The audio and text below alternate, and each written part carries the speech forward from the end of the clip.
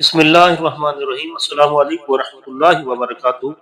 معزز سامعین کرام، آج کی اس ویڈیو میں ہم سوال نہ کرنے اور خودداری اختیار کرنے کی فضیلت احادیث اور صحابہ کے واقعات سے جانیں گے، اور جو لوگ دوسروں کے سامنے سوال کرتے ہیں، ہاتھ پھیلاتے ہیں، حدیث پاک میں ان کے لیے کیا وعید آئی ہے۔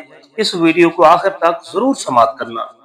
سوال نہ کرنے اور خودداری کی فضیلت احادیث اور واقعات کی روشنی میں جو لوگوں سے سوال نہ کرے اس کے لیے جنت کی ضمانت ہے۔ حضرت ثوبان رضی اللہ تعالیٰ عنہ بیان کرتے ہیں کہ رسول اللہ صلی اللہ علیہ وآلہ وسلم نے فرمایا، کون ہے جو مجھے ایک بات کی ضمانت دے اور میں اس کے بدلے میں اسے جنت کی ضمانت دوں۔ حضرت ثوبان رضی اللہ تعالیٰ عنہ کہتے ہیں، میں نے عرض کیا، یا رسول اللہ صلی اللہ علیہ وآلہ وسلم میں؟ تو نبی کریم صلی اللہ علیہ وآلہ وسلم نے فرمایا، کسی سے کچھ نہ مانگنا۔ چنانچہ حضرت ثوبان رضی اللہ تعالیٰ عنہ کا حال یہ تھا کہ اگر وہ سوار ہوتے اور ان کا کوڑا یعنی چابک گر جاتا تو کسی سے یہ نہ کہتے کہ مجھے یہ دے دو، بلکہ خود اتر کر اسے اٹھا لیتے۔ اس حدیث کی تشریح میں مزید حدیث و واقعات پیش خدمت ہیں۔ اس طرح دیگر صحابہ کرام رضوان اللہ تعالی علیہم اجمعین کا طرز عمل بھی اس بات کی تصدیق کرتا ہے کہ وہ سوال سے بچنے کی کوشش کرتے اور صبر و قناعت سے کام لیتے۔ حضرت ابو بکر صدیق رضی اللہ تعالیٰ عنہ کی خودداری۔ حضرت سیدنا ابو بکر صدیق رضی اللہ تعالیٰ عنہ جب خلیفہ بنے تو پہلے دن ایک کپڑے کا گٹھا لے کر بازار کی طرف چلے تاکہ تجارت کے ذریعے اپنا گزر بسر کرے۔ حضرت سیدنا عمر فاروق رضی اللہ تعالیٰ عنہ نے کہا، آپ امت کے خلیفہ ہیں، اگر آپ بازار میں تجارت کریں گے تو خلافت کے فرائض کون ادا کرے گا؟ چنانچہ ان کے لیے بیت المال سے وظیفہ مقرر کر دیا گیا، لیکن وہ ہمیشہ سادگی اور قناعت کو ترجیح دیتے رہے۔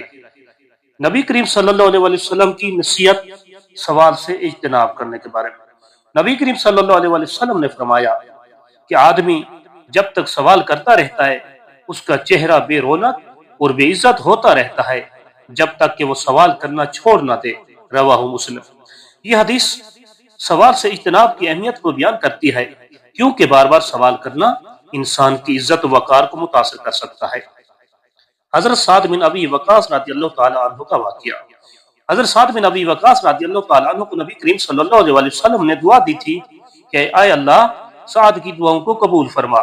اس کے باوجود وہ کبھی کسی سے سوال نہ کرتے، حتیٰ کہ جب وہ بیمار ہوئے اور لوگوں نے کہا کہ آپ کسی سے مدد کیوں نہیں لیتے تو انہوں نے جواب دیا، میں نے رسول اللہ صلی اللہ علیہ وسلم کو فرماتے سنا ہے کہ جو شخص سوال کرنے سے بچے گا اللہ تعالیٰ اسے بے نیازی عطا فرمائے گا۔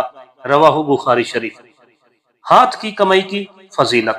نبی کریم صلی اللہ علیہ وسلم نے فرمایا، تم میں سے کوئی شخص اپنی رسیلیں اور لکڑیاں کاٹ کر اپنی پیٹھ پر لاد کر بیچے، یہ اس سے بہتر ہے کہ وہ کسی سے مانگے، خواہ وہ دے یا نہ دے۔ رواہ بخاری۔